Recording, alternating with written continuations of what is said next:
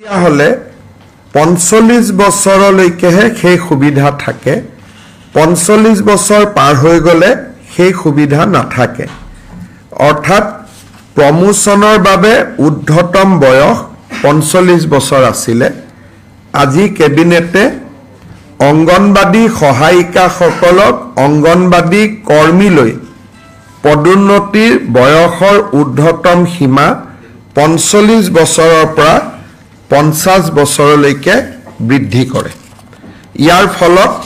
ৰাজ্যৰ বহু কেইটা আমাৰ অঙ্গনবাদী সহায়িকা এই আমাৰ সিদ্ধান্তৰ ফলত উপকৃত হ'ব আজি আমি অসমৰ উদ্যোগীকৰণৰ দিশত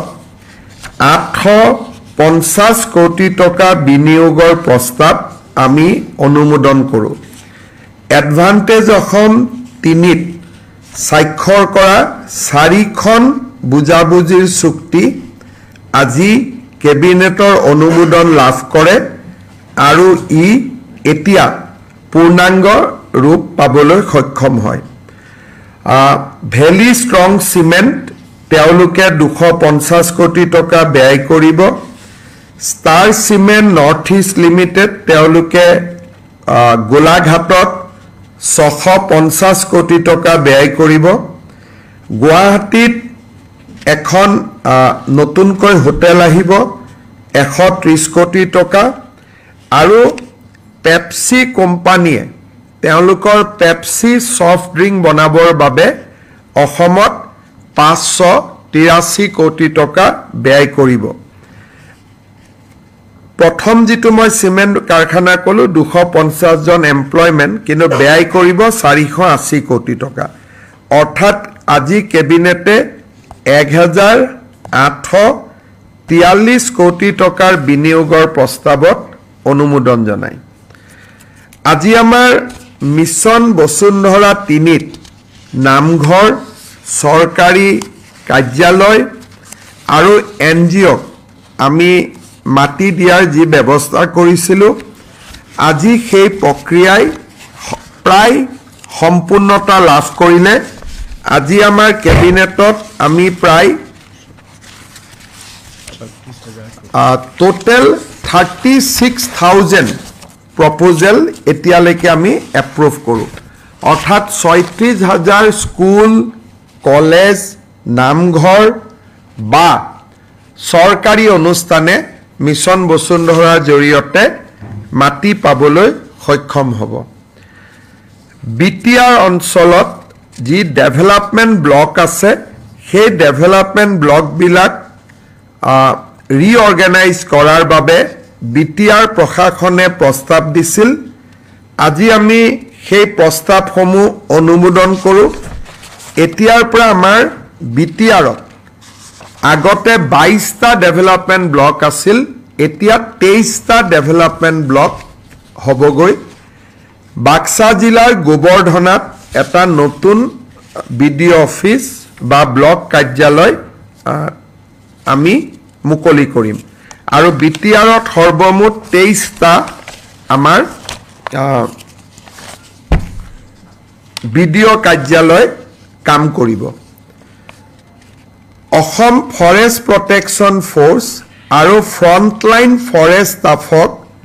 ৰেশনৰ বাবে আমি মাহত 2000 টকা দি আছিলো যেহেতু পুলিচে ৰেশনৰ বাবে 2500 টকা পায় সেইবাবে আজি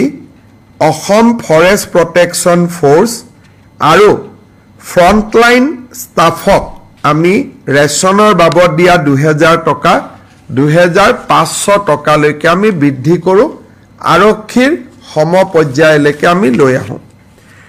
এতিয়া মই কেবিনেটত গ্ৰহণ কৰা এটা গুৰুত্বপূৰ্ণ সিদ্ধান্তৰ বিষয়ে আপোনালোকক ক'ব বিচাৰিছো আপোনালোকে জানে যে আমি 2025 বৰ্ষটোক কিতাপৰ বৰ্ষ হিচাপে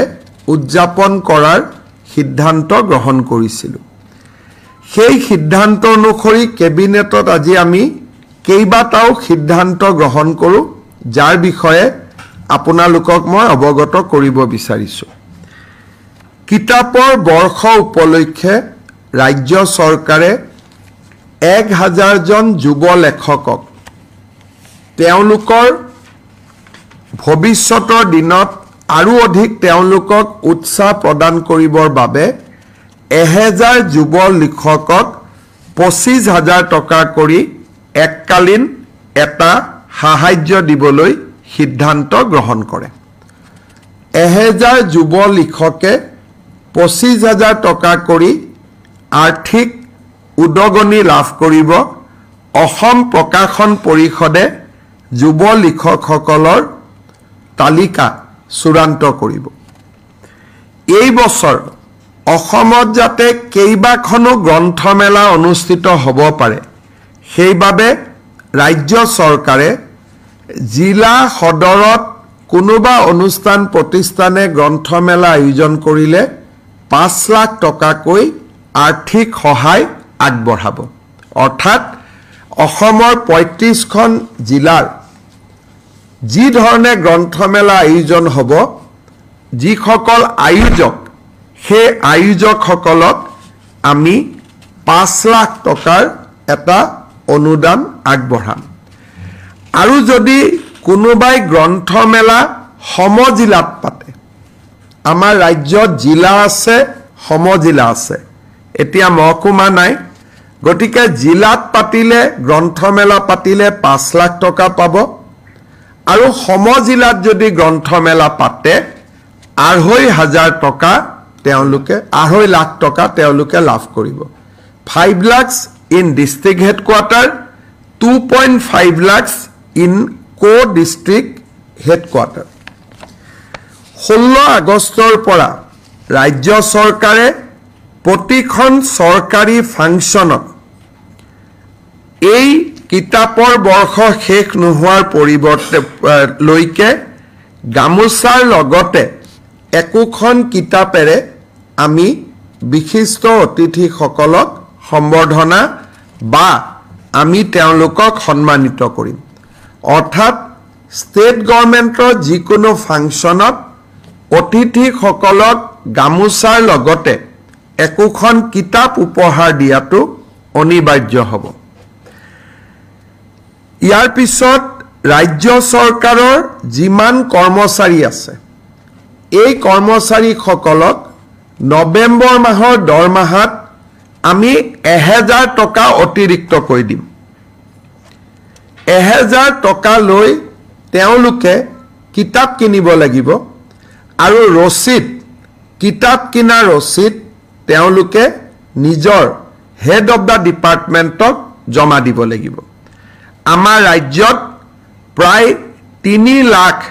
চৰকাৰী কৰ্মচাৰী আছে বেছি আছে 4 লাখ বুলি ক'ব পাৰে তাৰ মানে ৰাজ্য চৰকাৰে 40 কোটি টকা খালি কিতাপ কিনাৰ বাবে ব্যয় কৰিব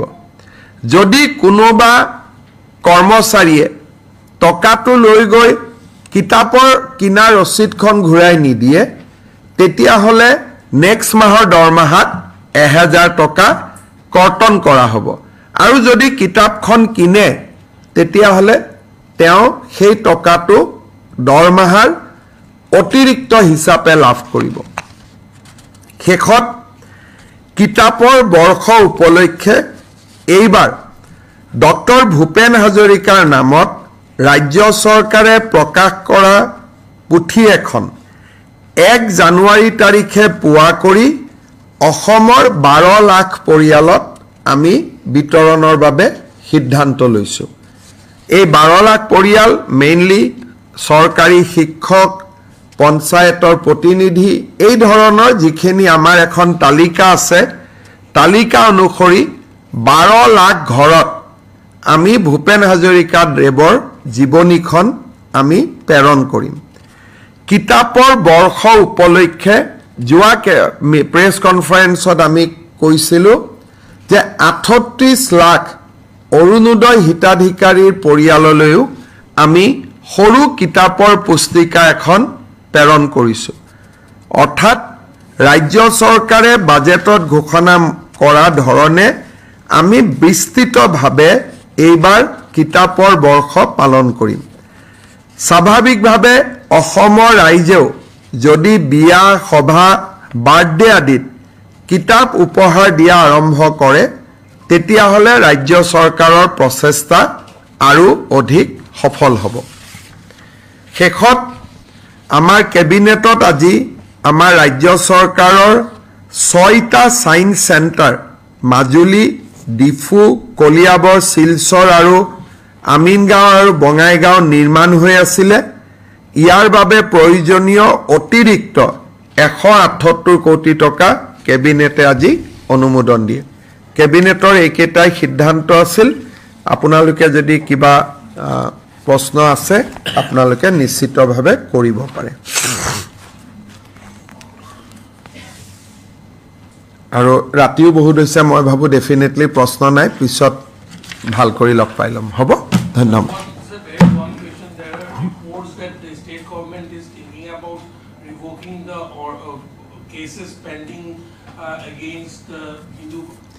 State government has not issued any direction except what has been there already in CA. So if any cabinet decision is taken, I always come and share with you. So no special decision has been taken, but Citizenship Amendment Act itself provides security and protection to the people who entered into India prior to 2014. So that is the law and case is in the Supreme Court. Unless Supreme Court strike it down, that is the law of the land. So for that, no special cabinet decision or no special decision is required. We have taken 2 cabinet decisions for the Koch Rajbangshi and Gorkha people. Ami cabinetot Gorkha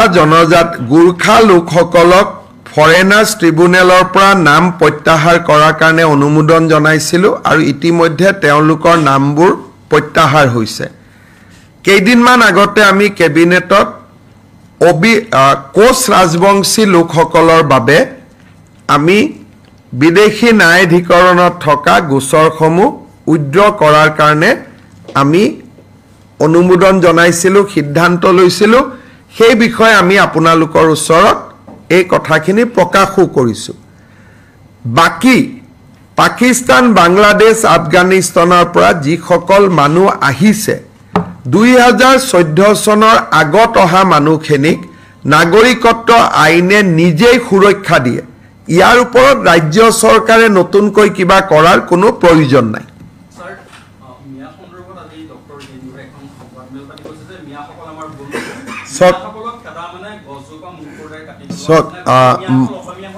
মই বাবু হিৰেন গোহাঁই ডাঙৰীয়াৰ ওপৰত বয়সৰ বহুত ডাঙৰ হেঁচা পৰিছে আৰু বয়সেতো কাকো ক্ষমা নকৰে মুকো ক্ষমা নকৰিব গতিকে তেখেতৰ সুস্বাস্থ্য আৰু দীৰ্ঘ জীৱন মই কামনা কৰিছো কিন্তু জুনে মিয়াসকলক অসমীয়া মানুহৰ বন্ধু বুলি ক'ব পাৰে তেওঁৰ মতিভ্ৰম হোৱা বুলি ক'ব লাগিব আৰু সেই ক্ষেত্ৰত কোনো অসমীয়া মানুহে ইয়াক নিশ্চিতভাৱে সমৰ্থন নকৰে হিৰেন গোহাঁই ডাঙৰীয়াই যি ধৰণৰ কথা কৈছে যে মাৰোৱাৰী বিহাৰী মানুহখিনি আমাৰ নহয় মিয়াখিনি আমাৰ শুনিও বেয়া লাগিছে আৰু শুনি মই হজমো কৰিব পৰা নাই আৰু বিষয়টো মই পঢ়া নাই মই ভাবি লৈছো যে এইটো হিৰেন গোহাঁই কোৱা নাই তেনেকৈ মনত এটা আত্মসন্তুষ্টি লাভ কৰি তাক অলপ বাহিৰ কৰি থৈ দিছো মনৰ পৰা বাকি এইটো কোনোবা যদি ব্যক্তিৰ জ্ঞান আৰু বিবেক যদি সক্ষম হৈ থাকে এনেকুৱা কথা কেতিয়াও ক'ব নোৱাৰে গতিকে মোৰ কেতিয়াবা মনত সন্দেহ হয় যে হিৰেন গোহাঁই ডাঙৰীয়াই নিজে এইবোৰ লিখেনে কোনোবাই লিখি দিয়ে